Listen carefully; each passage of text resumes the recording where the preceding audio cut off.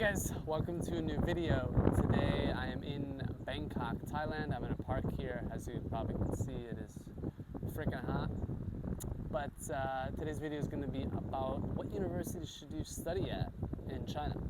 This is something that I've spent a lot of time on researching universities, areas of China to live, and I've spent time at a couple universities, a few years at a couple universities in China. So I thought I'd just ramble on, share my experience as far as choosing university, and yeah, I'm gonna go on a little walk here.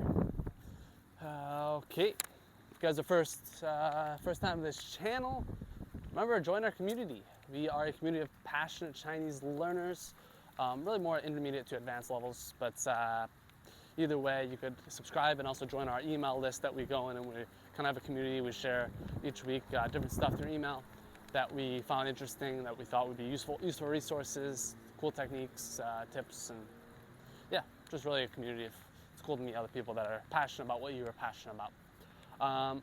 Okay, yep, so onto the topic of this video is really, you're interested in studying in China. You're like, where should I go, right? So I studied in China at 2 universities, and the process that I had as far as picking the universities, right? The first thing is it depends on what your goal is. My goal for the first university was to learn Chinese, okay? My goal for the second university was to go to a very good university to do networking and just experience a really good Chinese university, right, to help me for my future and career. So those are two, obviously. So a key variable is what is your goal. The other thing is going to be what's your, just the quality of life, right? You're going to want to go to a place that you think is pretty decent, right? And that's something that I've lived all across China, and I think there's some places that are better than others to live, right? Just quality of life. So first, what I chose, the university I chose, was Nanjing Normal University. Okay. Now this is kind of, I'm going to first talk a little bit about if your interest is focused on learning Chinese, improving your Chinese. If that is one of your main goals, that's what I'm going to focus on first. So I chose Nanjing Normal University, and I suggest if you are focused on learning Chinese, like really passionate about Chinese, and they're like, I'm going to spend this year really improving my Chinese, and also have a great time, but that's going to be my main focus, I would suggest, my thought process was I will not select a tier 1 city, right? Because there's distractions, international distractions, English. I wanted to be in a place that the locals didn't even have great English, right? That was my thought process, and there's less foreigners, right? So less chance of having to speak English. So that's why I chose Nanjing Normal University. I chose Nanjing, which is a second-tier city. My first-tier cities, Guangzhou, Shenzhen, Shanghai, Beijing, right? So these cities are all of course, they'll have a little bit more international influence. So I would suggest a tier 2 city, but it's not as needed as I originally thought, okay? Because I spent my first year in Nanjing for 1 year. My next 2 years I spent in Shanghai, right, Fudan Dashi. And I think certainly there was more foreign influence, and especially my university. And if you go to universities in tier 1 cities, it's just the way it is. There's more Westerners, okay? So for example, in Nanjing, we had a lot of foreign students, but a lot of the foreign students that go to tier 2 cities are actually rather not Western. Maybe they're from Korea, Japan, Africa, or the Middle East, Eastern Europe, really a lot of Eastern Europe. So their English is not great, which helps your Chinese, right? That you cannot rely on your English. But as far as why I say it's not as important as I originally thought, is just because if your focus really is on Chinese, the locals in Shanghai, right, which is the most international city in China outside of Hong Kong, is is not good. So even an average person typically is not going to have great English, and I guess really I'm talking if you're coming from an HSK. I came to Shanghai around HSK 5, HSK 6 level actually already. So if you are one of those people that already have a decent grasp of Chinese and you're pretty fluent, it doesn't matter really that much, because your Chinese is going to be better than 99% of the people, even in Shanghai. Sorry, your Chinese is going to be better than their English 99% of the time, right? So it's when their English is far better than your Chinese, that it really matters. So if you are in the lower tiers, I would say this matters more to spend some time in a second, third tier city. So I kind of think I did it right looking back. That's the first tier of really intensive I spent in a tier 2 city that was less distractions. Later, once your Chinese is HSK 6, I think, heading to the big city, you know, exploring those cool opportunities that are in Shanghai, Beijing, Shenzhen, whatever, are, I think, so cool. But yeah, I would say Shanghai is a little bit of an outlier where it's more the extreme than a Beijing or a Shenzhen, right? There's just less influence in those cities. So I would say the main thing is don't go to Shanghai probably. If you're under HSK 5, HSK 6, not HSK 6 yet. You can go to a city nearby, Suzhou. All right, Suzhou is 30 minutes away. Go to Hangzhou, which is an hour by train. Nanjing, which is an hour and a half by train, which is where I went. I think the surrounding cities of Shanghai are pretty good. And if you're looking for your Chinese level, living in not too far south China is typically recommended, right? If you're living in the south with their accents, there's also some Cantonese influence. That's going to be one thing to remember. And of course, if you're that Shanghai area is kind of a good mix where it's not too far south, but you can still the Chinese level. The Chinese is pretty standard, right? Especially, actually, in a way, I always tell people this. It's like, in a way, a lot of people think, oh, I should go to the north, right, Beijing, that's where the standard Chinese is. That's kind of BS. That is BS. As far as, yes, their dialect is the closest to the most standard Chinese, but the problem is a lot of the people in the north are, since it's so close to standard Chinese, right, their dialect, they kind of just mix them together, and they can't distinguish between the two. So they have heavier accents actually. Where if you go to Shanghai or something, right, Shanghai Hua is very different. So they understand, they either speak in one or the other. When you go to Beijing, they sometimes hover in the middle, and it's like, but the main reason I didn't choose the north was I just don't like the air pollution was more serious, right? Although it is better in recent years. And the air pollution in Shanghai and Nanjing is actually not good either. So I think looking back, air pollution is bad in either place. It might be slightly worse in Beijing area. But actually, ironically, just when I went to Nanjing, the weather's it kind of switched where Shanghai area, Nanjing, those cities got worse, and Beijing, I guess, because that's where all the officials live, it got better. So my personal opinion, though, is probably the north. If you're looking to learn standard Chinese, really the north, Shanghai area are both fine. Quality of life, though, I would say probably Shanghai area is more interesting. There's a lot of cities to explore as well, but nothing wrong. I don't think there's anything wrong with living in Beijing, the north there. One of the benefits there is during the winter you got heating, which is actually quite a big benefit. When I was living in Nanjing and Shanghai in the dorms, which have terrible heating, they don't have heating. They just have this Hongtiao, right, AC thing that has a little bit of heating. I would have to sleep with a winter hat, and I would have to wear my winter jacket to sleep. It was not good. Where in the north, you wouldn't have to deal with that. So, but as far as the last thing I want to say on the studying Chinese thing, if you're living in my favorite, I think the quality of life, the best place for quality of life in China is neither of those places. It's down south, right? Shenzhen area, I think Xiamen is pretty good.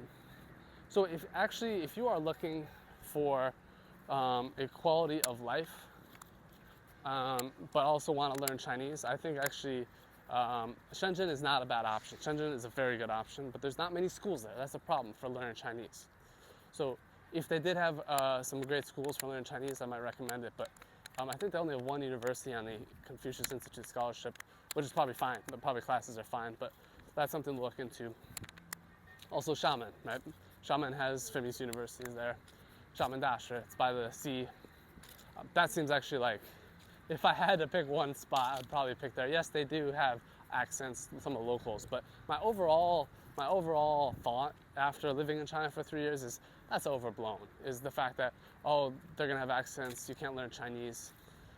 Most of the people that you're gonna be talking with, the younger people, they have even if they're from there, a lot of the college students are not from there, but even if they're from there, younger people have standard accents, right? And they could speak their Fujianhua with their family, but they could separate them. So it's not a big deal. Not a big deal. So personally, I would probably select Xiamen or somewhere down south because of the winter's terrible. Pollution and the heating situation, and it's dark and gloomy. I'd love to be by somewhere by the sea, studying my Chinese. Oh, that sounds dreamy, man. Okay, now the other thing is, right after I did my 1 year in Nanjing, I chose Nanjing. It was great. Yeah, suffer with the pollution, suffer with the winter, but it is what it is. Then I was going to go to university for 2 years in China. 1 to 2 years was originally, I was thinking 1 year, but I ended up going for 2 years. And this goal was, I was already past HSK 6, and I'm thinking, where do I go? I want to go to a good university, right? Now, the major obviously can be a factor here, and depending exactly what you're doing. My goal actually was pretty broad, and like I didn't really have a major. I actually first was going into there. I was a Chinese government scholarship scholar, and I could really pick what I wanted to study. It wasn't a major program, so it was very flexible. So my goal was just to go to a good university, right?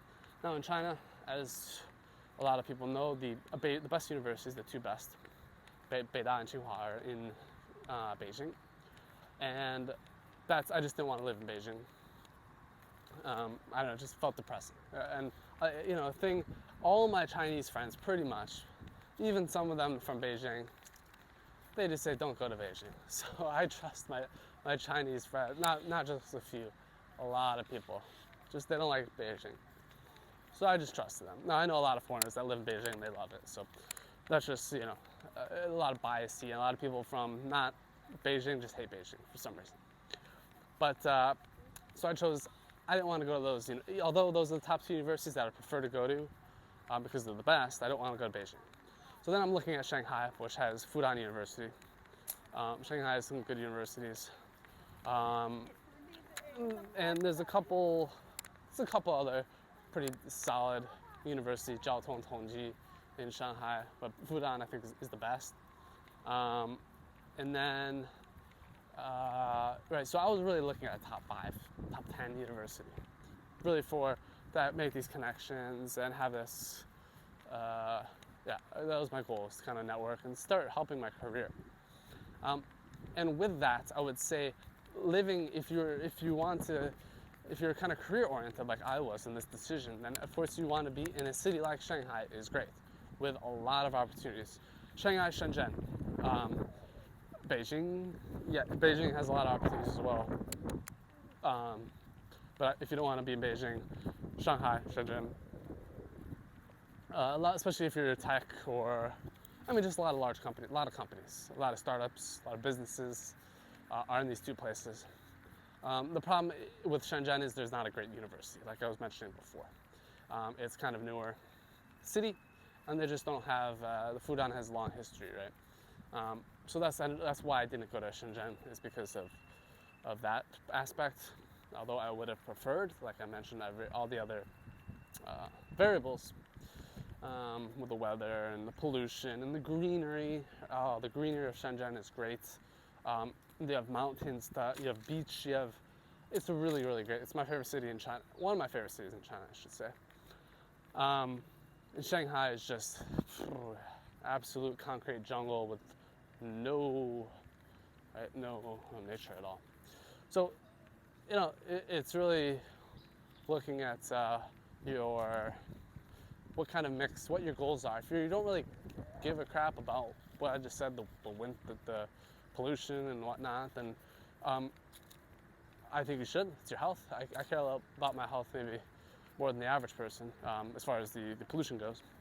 But I would say go, aim for the top. Go for Tsinghua or Beida, right? And they're both in the same area in Beijing. A lot of schools there, and be definitely. I think those universities are the best. They rank the best, but also the experience, right? Because I was at Fudan, which is really the next tier, not the next tier, right? I guess it is. I think those two schools, Beida and Tsinghua in Beijing, are in a tier of themselves, right? Fudan is right below them, but there's a noticeable difference. And the reason I know that is I had a couple friends in Fudan that actually they just came from Tsinghua, they just came from Beida, and they're like, wow, I see a difference. Even just in the infrastructure of the school, the dining halls, and all of that stuff. You could tell, they just missed the campus too of living in Tsinghua or Beida. And the thing with Fudan is it's one of the best universities in China, but when you're there, you're like, is this really that great? I don't know, the campus is a little bit bleh. Like I said, I went to Nanjing Normal University before, which was actually a little nicer environment, a nicer area. So that's one of the things is before you go to you pick the school, most of you probably cannot go visit. And even if you do visit, you might not get a good idea, but try to really talk to people and get a feel for the area. I lived in Fudan for 2 years. It's not a great area, to be honest. It's not terrible. They do have it's a little bit outskirts. They do have a mall area, 20 minutes, it's a 20-minute walk to the subway. That's a long way. That's one big negative. There's really very few local shops, local food around, surprisingly, compared to other places.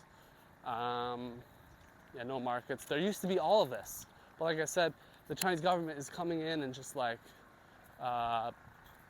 really removing some of this stuff because of safety hazards. I mean, we had one street while I was there, which was local shops and stuff, which was cool. It had a small barber shop and whatnot, and they tore it down one day. They said it was a safety hazard. Now there's nothing left. It's just not the best as far as that goes. So just really try to understand the area, because before I got to Fudan, I had no idea where it was. I didn't know it was in the outskirts. And outskirts doesn't mean it's bad, actually. Outskirts can be an okay thing as long as the area is a great area, right? But I would definitely recommend trying to be central more than not, right?